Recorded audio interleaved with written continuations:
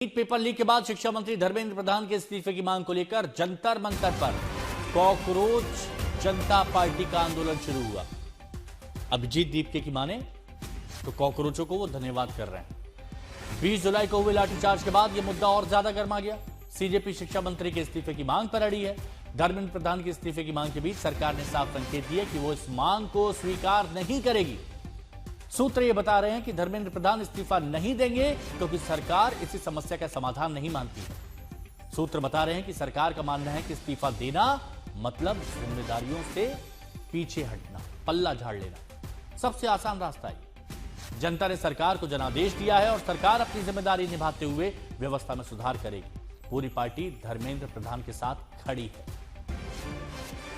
क्या छात्र का जो आंदोलन चल रहा है, क्या नीट को लेकर जो कैबिनेट में आने वाला था, क्या वो पास हुआ है बिल जो प्रधानमंत्री भी बोल चुके हैं अगले सप्ताह लाएंगे? नेक्स्ट मेरा भी सवाल पेपर लीक से जुड़ा हुआ है और पेपर लीक में कोई पेपर लीक नहीं हो रहा। आज कैबिनेट मीटिंग के बाद सूचना प्रसारण मंत्री अश्विनी वैष्णव ने कहा आज कोई पेपर लीक नहीं होगा। असल में सवाल प्रधानमंत्री की तरफ से देश के छात्रों को दिए गए न्याय के भरोसे और पेपर लीक रोकने के लिए कानून को और सख्त करने वाले बिल को मिली मंजूरी से जुड़ा रहा।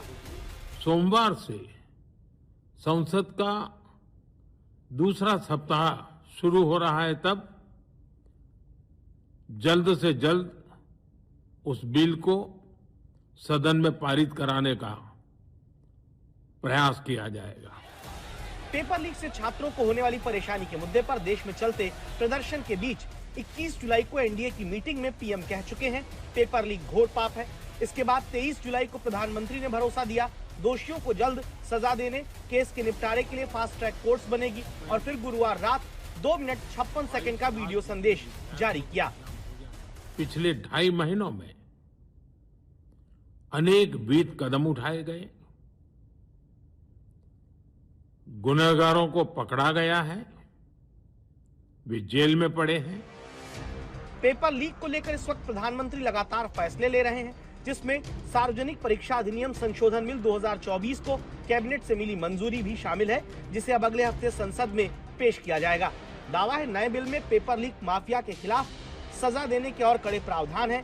फास्ट ट्रैक कोर्ट में 3 महीने में जांच और फैसला करके पेपर लीक के दोषी को सजा दी जाएगी। 10 साल की सजा और 10 करोड़ तक का जुर्माने का प्रावधान होगा।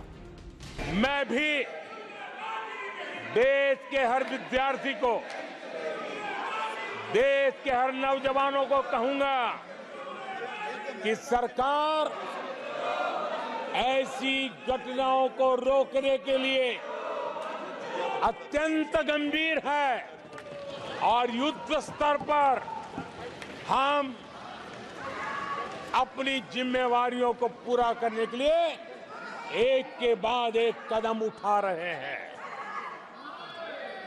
युवाओं के भविष्य के साथ खिलवाड़ करने वालों को कतई छोड़ा नहीं जाएगा।